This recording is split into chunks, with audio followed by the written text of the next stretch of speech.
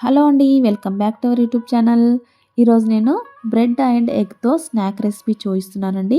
మనకి పిజ్జా తినాలనిపించిందనుకోండి, బయట నుండి తెచ్చుకునే పనే లేదండి. ఇంట్లో కూడా ఎక్కువ ఏం కష్టపడాల్సిన అవసరం లేదు.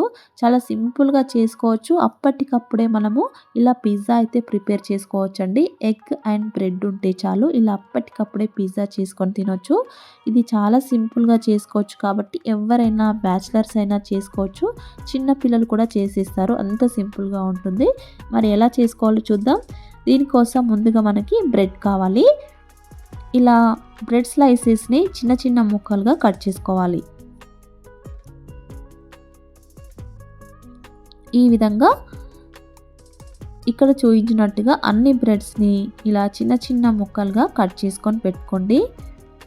ఇప్పుడు ఇందులో నుంచి నేను ఒక బౌల్‌లోకి 2 బ్రెడ్స్‌కి ఒక పిజ్జా మంచిగా సరిపోతుంది కాబట్టి నేను 2 బ్రెడ్స్‌ని అయితే వేసుకుంటున్నాను ఇక్కడ. ఇందులోకి ఇప్పుడు ఒక్క బ్రెడ్‌కి ఒక ఎగ్ చొప్పున 2 బ్రెడ్స్‌కి 2 ఎగ్స్ వేసుకోవాలి. ఇలా ఎగ్స్ వేసుకొని ఈ ఎగ్‌లో మొత్తం బ్రెడ్ కలిసేటట్టుగా బాగా కలుపుకోవాలి. ఇలా అంతా కలుపుకొని ఇప్పుడు స్టవ్ పైన ఒక ప్యాన్ పెట్టుకోండి. మనకు పిజ్జా సైజులో ఉండేటట్టుగా ఇలా చిన్న సైజులో ప్యాన్ ఉంటే ఇలా చిన్న ప్యాన్ని పెట్టుకొని మంటని సిమ్లో మాత్రమే పెట్టుకొని ఇది చేసుకోవాలి. ఇప్పుడు హాఫ్ స్పూన్ బటర్ని కానీ ఆయిల్ని కానీ వేసుకొని ఇలా ప్యాన్కి మొత్తం స్ప్రెడ్ చేసి ఇప్పుడు ఎగ్లో వేసి పెట్టుకున్న బ్రెడ్స్ని ఇలా ప్యాన్లో వేసుకొని బ్రెడ్ అన్నీ ఒకదానిపైన ఒకటి లేకుండా ఇలా పక్క పక్కనే వచ్చేటట్టుగా ఇలా ప్యాన్కి మొత్తం ఈ విధంగా స్ప్రెడ్ చేసుకోవాలి. ఇప్పుడు దీనిపైన పిజ్జా సాస్ ఉంటే ఒక స్పూన్ పిజ్జా సాస్ వేసుకోండి. లేదు అంటే half spoon red chilli sauce, half spoon tomato కెచప్ని వేసుకొని ఇలా ఈ బ్రెడ్స్కి అన్నింటికి ఈ సాస్ అంతా స్ప్రెడ్ చేయాలి. ఇప్పుడు దీనిపైన చీజ్ వేసుకోవాలి. పిజ్జా అంటేనే చీజ్ ఉండాలి కాబట్టి ఇలా దీనికి మొత్తం ఇలా చీజ్ వేసుకొని ఇప్పుడు దీనిపైన మనకు నచ్చిన వెజిటేబుల్స్ని వేసుకోవాలి. నేను ఆనియన్, క్యాప్సికమ్, టమాటో ఇలా చిన్న ముక్కలుగా కట్ చేసుకొని వేసుకుంటున్నాను. మీకు నచ్చిన వెజిటేబుల్స్ని వేసుకోవచ్చు. దీనిపైన నేను అలాగే ఉడికించిన స్వీట్ కార్న్ని కూడా వేసుకుంటున్నా. ఇలా స్వీట్ కార్న్స్ని కూడా వేసుకొని ఇప్పుడు దీనిపైన చిల్లీ ఫ్లేక్స్ వేసుకోవాలి. చిల్లీ ఫ్లేక్స్ లేకపోతే ఎండుమిరపకాయల్ని చిన్నగా దంచుకొని వేసుకోండి.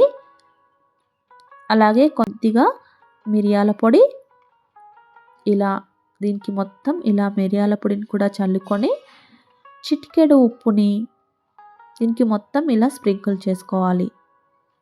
ఇప్పుడు మూత పెట్టి ఒక 1 మినిట్ చీజ్ మెల్ట్ అయ్యేంత వరకు దీన్ని కాల్చుకోవాలి.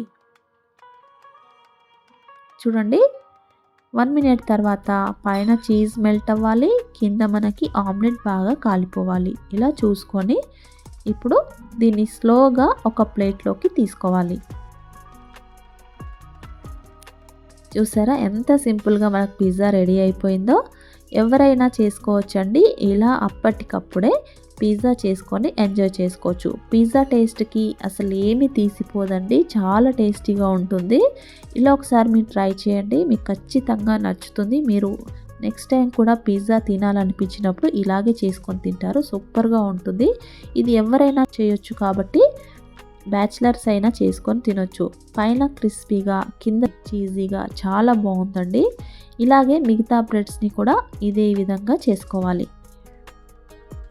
నేను మిగతా బ్రెడ్స్ని కూడా ఇలాగే పిజ్జా అయితే చేశాను. ఇలా మీరు కూడా బ్రెడ్ అండ్ ఎగ్ ఉంటే ఇలా ట్రై చేసి చూడండి. మీ పిల్లలకి మీకు ఖచ్చితంగా నచ్చుతుంది. ట్రై చేసి ఎలా వచ్చిందో కామెంట్ చేయండి.